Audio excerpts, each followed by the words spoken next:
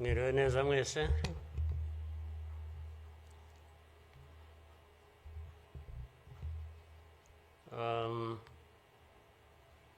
Ngira ngo biroroshye wenda kugera aho mpera.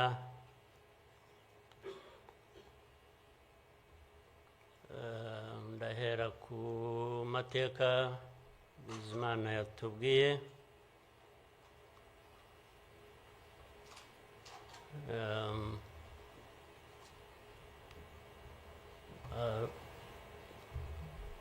Arambuye afite ibimenyetso ashingiyeho, ariko ndagira ngo mbanze nshimire mwese abari hano mwaje kwifatanya n'igihugu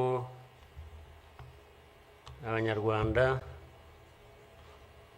cyane cyane mwebwe abaturuka hanze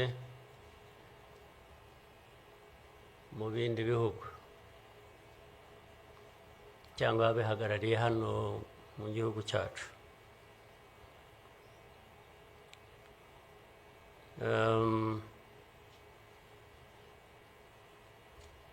Ndabashimira kuko kenshi ko dusigaye tubibona ko bisigaye biri.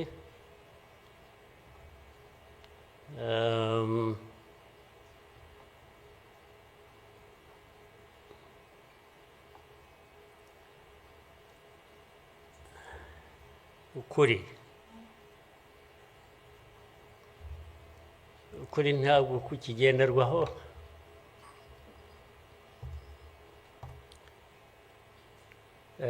ni nacyo gituma, ariko reka mvugane, hari umuntu w'inshuti yanjye wigeze kumbaza ati ariko wowe nk'umuntu ubaho ute ugahuza bimwe, ndaza kubivuga mu rurimi rw'amahanga. Arambaza ati ubaho ute ugahuza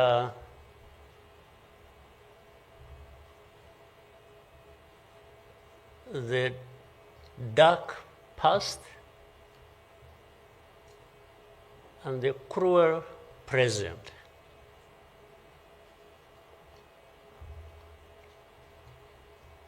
But how do you manage that?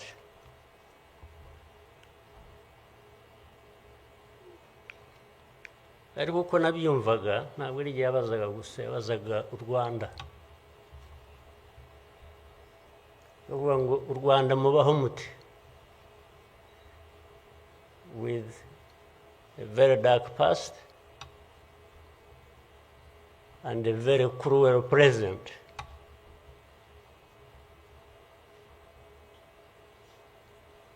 Icyo namushubije nuko from the beginning we were under an illusion that the two were siblings and we had to deal with them as such. You have to deal with the cruel present, knowing that it is very, very much related to the dark past. They are inseparable. So for us, we have a choice to make.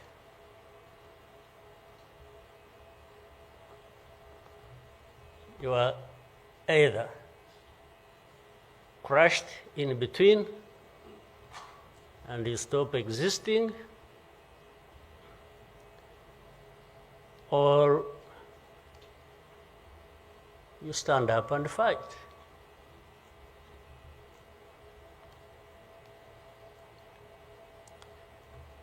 When people are saying in the testimony that,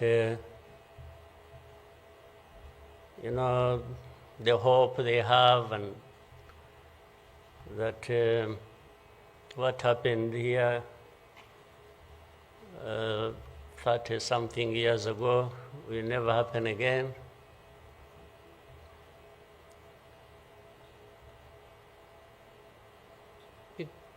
It won't be because of those who were responsible for that dark past will not try again, or are not even trying now again. It will not happen again just because there will be people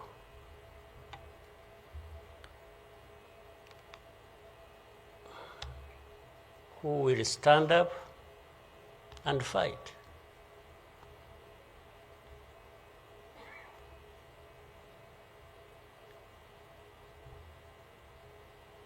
It's not because there are fewer people who wish to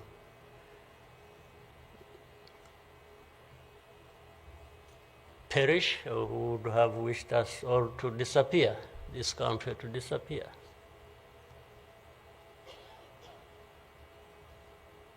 But how can people accept that? How can people not stand up and fight? Because anyway, well, there is a risk you may die when you stand up to fight. But if you don't, it's a sure thing you are going to die.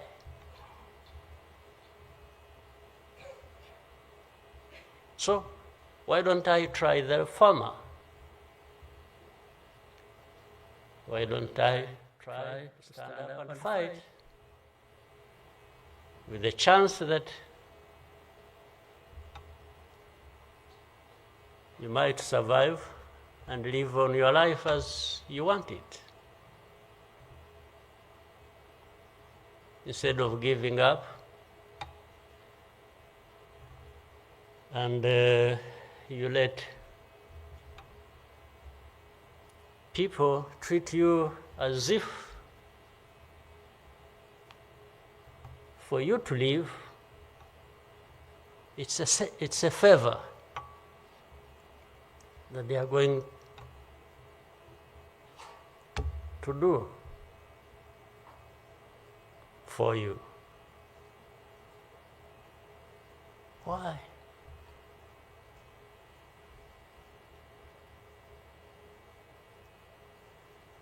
I've also had people come to me and warn me and say, President, you know you are too vocal, you say things that challenge these people who have the power in their hands and they're going to kill you. Well, first of all, it means they are killers.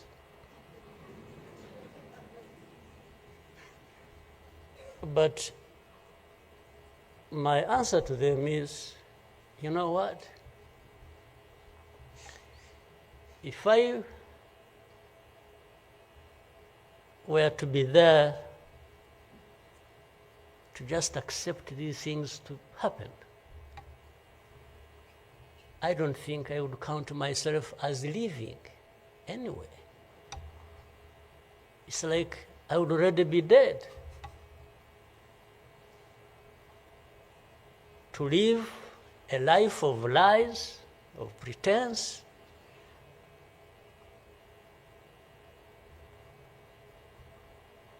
and all my life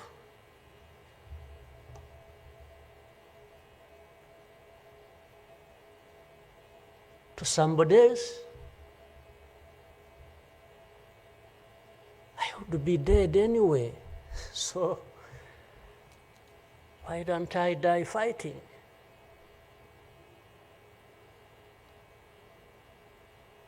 So you Rwandans, why don't you die fighting? Instead of dying anyway, just dying like flies. Why? But my message goes to other Africans who live like this on a daily basis, who are dehumanized. And they accept it and they beg. I can't beg to live. I can't beg anybody.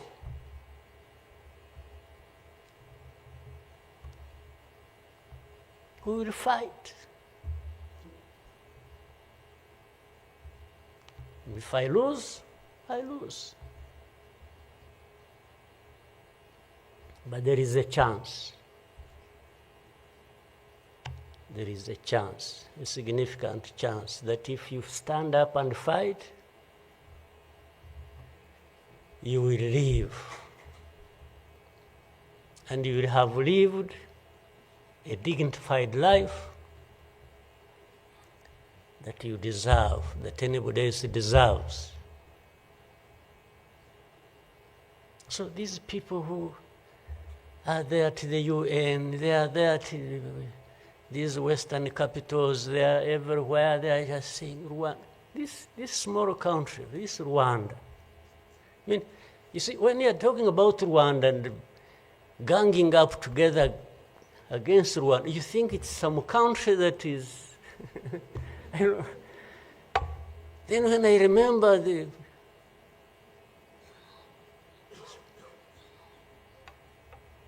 facts about it,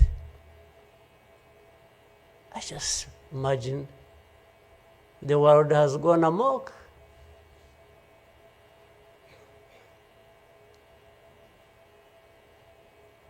But in the midst of all that, we have to live. We have to live our lives, we have to fight for that, we have to live the way we want. And I tell anybody to his face to go to hell.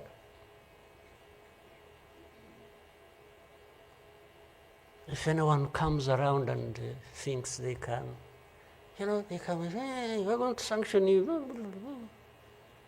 To what? Go to hell. Just go to hell.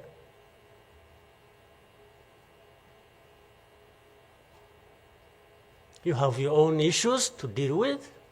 Go and deal with your own issues. Leave me to mine. This is the spirit, I think, Rwandans must have in their daily lives. So my worry is not about how powerful these people are that come down upon us and throw anything at us. I'm never worried about that. I worry about one thing, which has lived on for centuries. It's for Rwandans. It's for Africans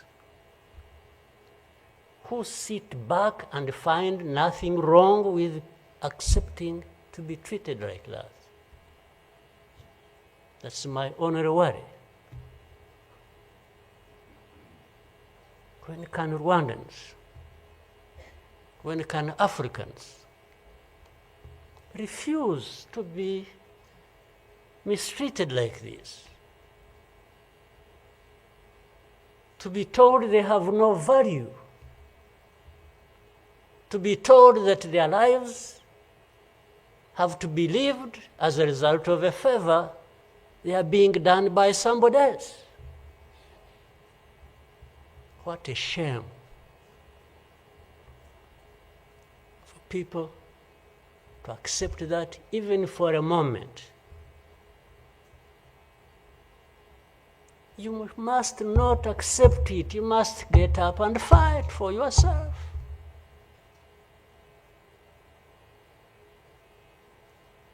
And then you have fools leading countries and being used as puppets.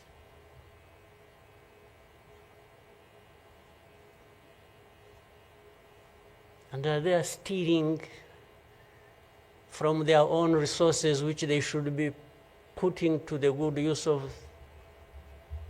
their own people and develop them. They just put everything to their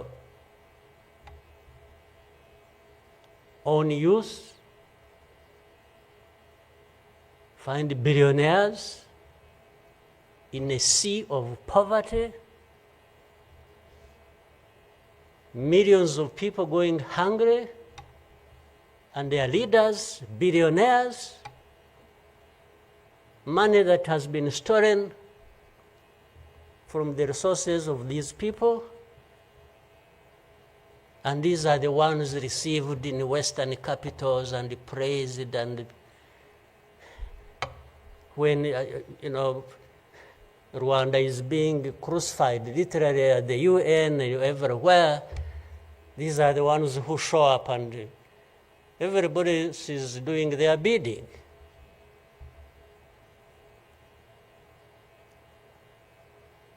They don't talk. These ones don't even say a thing. There is somebody to say it for them.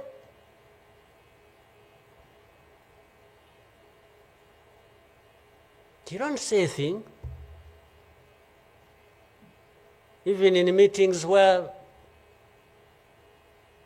solutions are being thought about and crafted and so on, they are absent because somebody else is there. They are addressed there. When their name comes up, they say, no. You see, I see it on a daily basis. Somebody has agents, orders them, pays them to go everywhere preaching hate speech, killing people in broad daylight, setting fire on these people, burning in broad daylight. And when it comes up for discussion, they say, no, it's not this one. No. You see some other people, we look for them.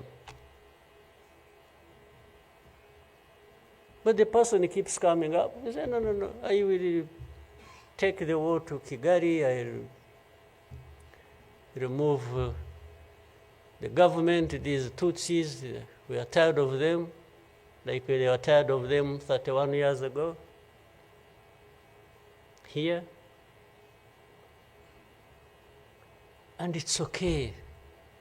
These wonderful people, these powerful people who tell us what to do and what not to do, they are okay with that. They are fine with that.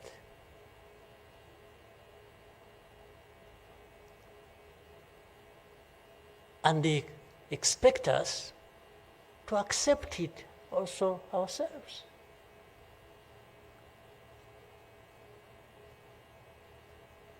In broad daylight.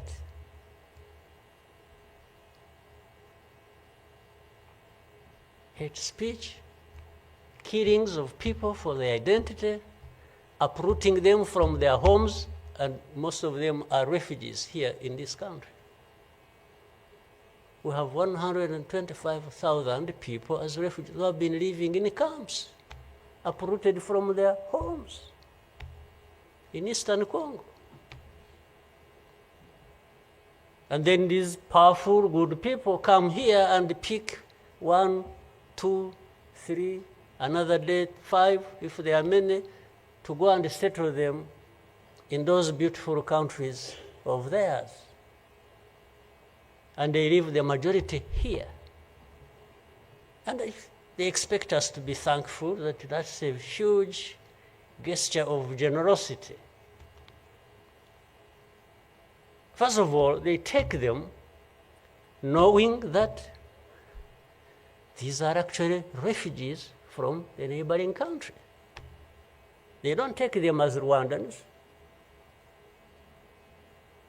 They take them as refugees from Congo.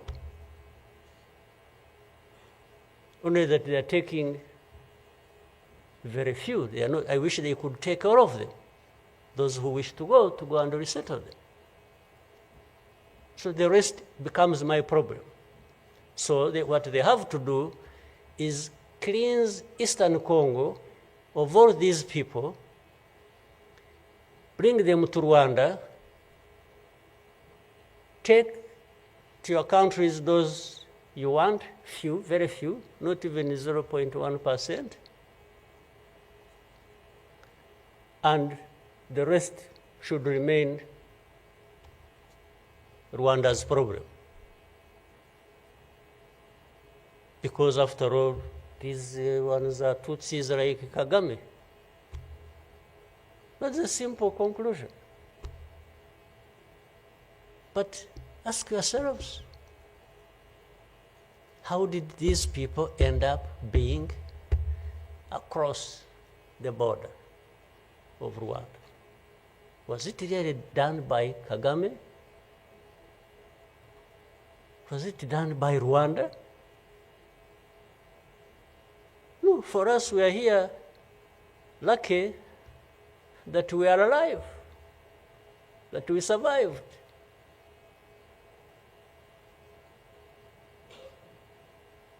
So,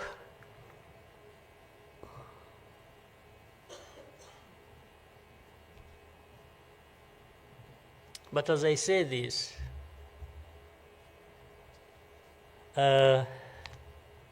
even for my sanity and the country's sanity, we have sometimes to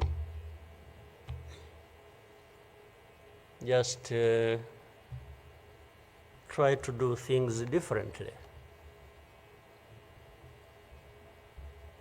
Meaning, if you want to be helpful,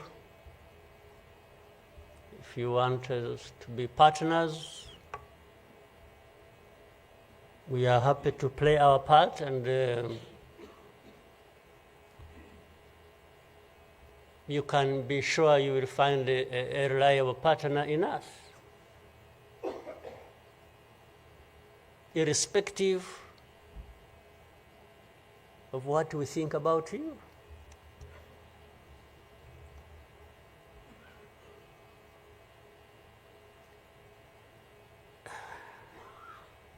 You know, this whole thing you see every day, you know, you have heard of groups, what is it? Group of experts. You have heard of that thing? These are people who go around, experts who are supposed to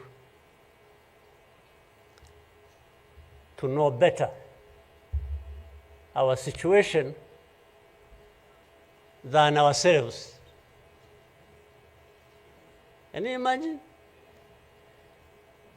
And the ones who lead those groups are the very people connected with this history I'm talking about, or that Bizimana was talking about. Can you imagine the cynicism?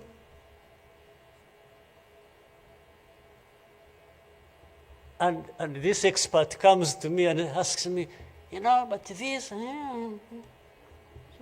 So the whole thing about genocide, this ideology that has killed millions of people, has been turned into a problem of minerals. You know, it's okay. Let's imagine it's a problem of minerals now. Was it a problem of minerals in 1994? Which minerals were we fighting for here? Just imagine. Which minerals?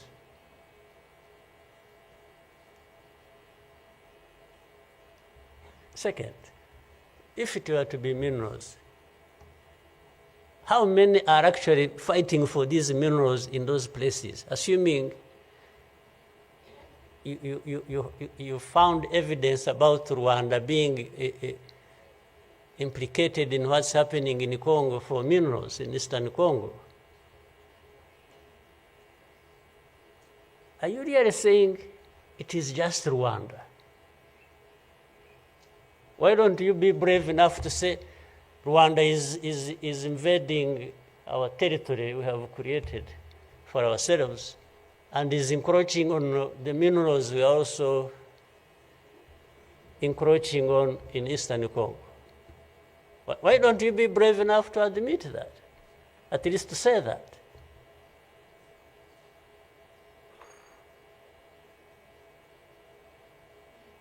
Minerals? If what is the allegations, if these allegations were true, you know what? Rwanda would be as rich as you are, those who make the accusations. We would not be needing your money at all. Which you give us nothing and you come and beat us up for for everything. I mean, yeah, that is the world between the dark past and the cruel present.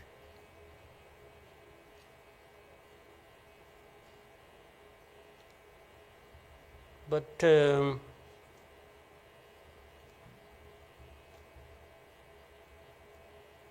what didn't kill us and finish us 21 years ago has hardened us, has prepared us for the bad things that will always come anytime these people want and wish. Honestly, I want to assure you, we will not die not fighting like last time. And fighting does not involve invading anybody's territory, does not involve going after something that is not ours.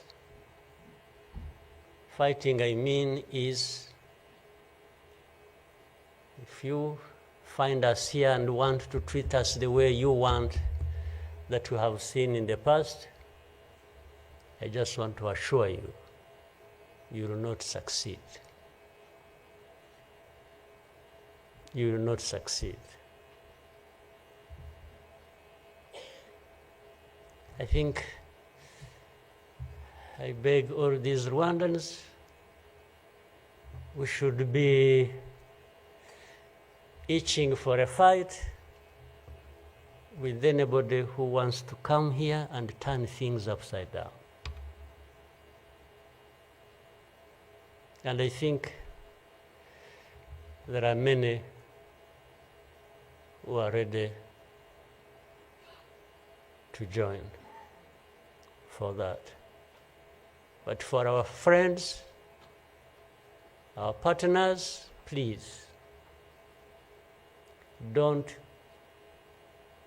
misunderstand us, don't mistreat us. We have had enough of it. Take it somewhere else.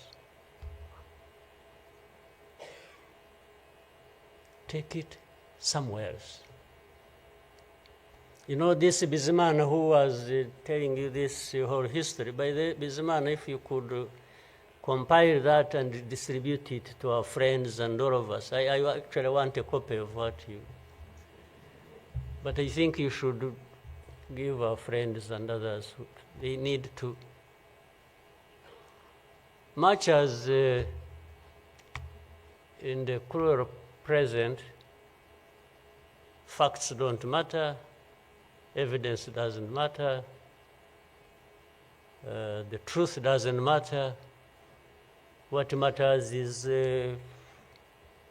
what pleases you on any day, and doesn't matter what facts about others. But and I was saying this because this Bizimana made another presentation another time that involved the same people he was talking about. And the next day, from embassies, people came to him, threatening him. Yeah. You know, they even, they're so foolishly brave to just, you know, they went to him. And I think another message went through Foreign Affairs. It's like this man who is saying this, and he was not saying it is not true, but he was saying no for daring to say it, even if it is the truth. Yes, they threatened him, and they even started threatening he will not get a visa to travel to some places, face to face, like that. Somebody from the embassy threatening our minister. Of course, I can't blame them that, given this history we have had, that from the embassy they even think they are above the minister. Yeah. You guys come and say, you dare say this.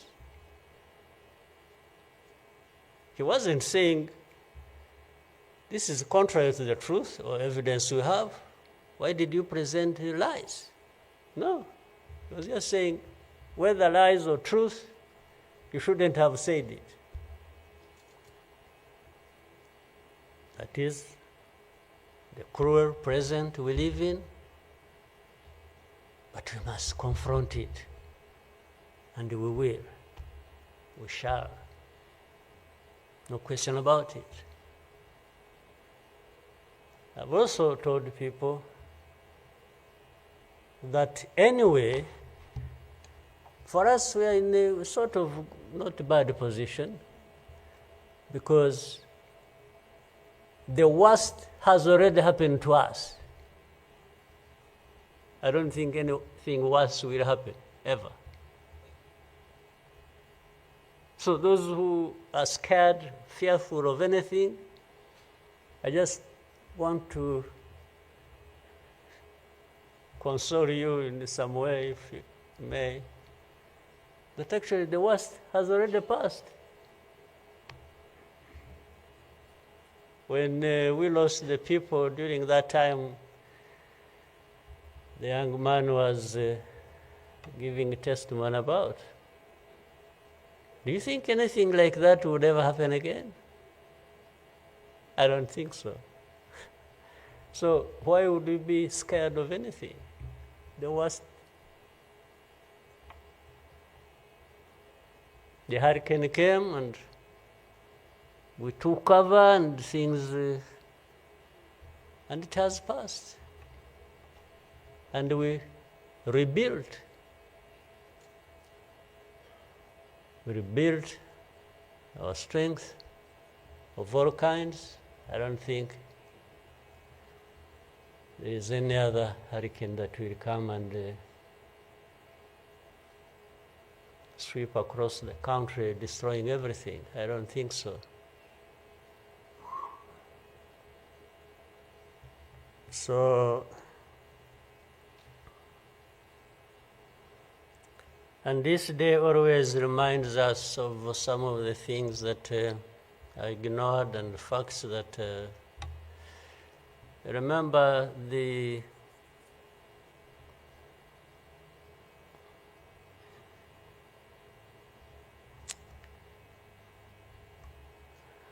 book written by somebody many of you know, Philip Gurevich, with a very long title. And this is a man who, well, at least I would have wished if they could think of such a man and put him in the group of experts, maybe they would benefit from. But you bring somebody just because she comes from a country that colonized Rwanda and that becomes the expert. I think that's not serious. But he said that the title of the book was, "We wish to inform you that tomorrow will be killed with our families." You know, who were they informing? And who was going to stop that? And who was going to come to their rescue? Nobody. It just happened as they said it. People kept telling the world, "We want to inform you that tomorrow we are going to be killed with all our families." And who cared? And the families were killed indeed, including the family of the young man who was testifying here. Well, including our families, those of us standing here, who have been demonized every single day about our history. The history where there is a force that always has been attempting to turn victims into perpetrators. So these people who give testimonies and say what happened to them, they are actually now perpetrators. They are no longer victims.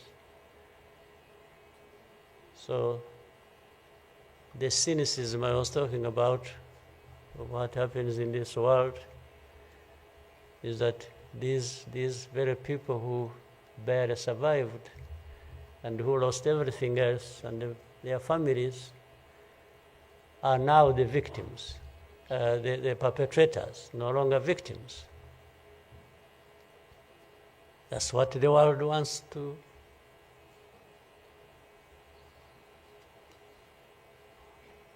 create about us. I think I should, even for, again, the sake of our sanity, maybe we'll always, you know, during the war times, to keep my own balance, you know, there used to be battles taking place across the country, militias killing people, RPA soldiers fighting government forces. Sometimes in our movements, we would, one of the commanders would come to me and say, "President, you come and see what has happened here." I went there once and saw a mass grave that they had just dug with caterpillars, and I think they had put in over 2,000 people. And from that lot, we found 12 people are still breathing. And we got them out. I was told the other day of the 12, I think they lived for some time, and then now they are remaining 7 out of 12. I kept following the story. 7 are still alive. I think 5 died of... But from that moment, I told the commanders that they should never bring my attention to this kind of thing. They should just handle it, and we agreed how they will be handling it. But I should never, I don't even need to be informed or, and the reason was simple. And unfortunately, such a moment of remembrance sort of takes you back into that. But the reason was I didn't want my judgment and my conduct of the war and the leadership I was supposed to be providing to be impaired in any way by the anger, by what you saw. So that's why I wanted to keep my own balance so that we go through so many things. But otherwise, if I kept seeing this, putting people out of a mass grave, and then your mind goes to say, but who is this doing? Whoever is doing this, why is he doing it? He may end up... so anyway, let me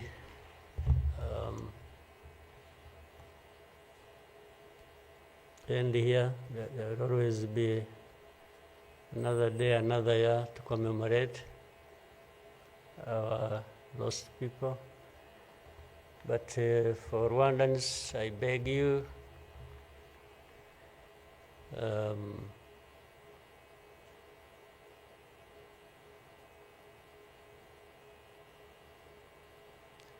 don't owe your life to anybody else. And please have the courage to deal with the situation and moment as it is. Don't offend anybody, but always fight for what is yours. Don't allow anybody else to dictate to you how you should live your life, because the moment you accept it, that is the day you have lost your life. God bless you.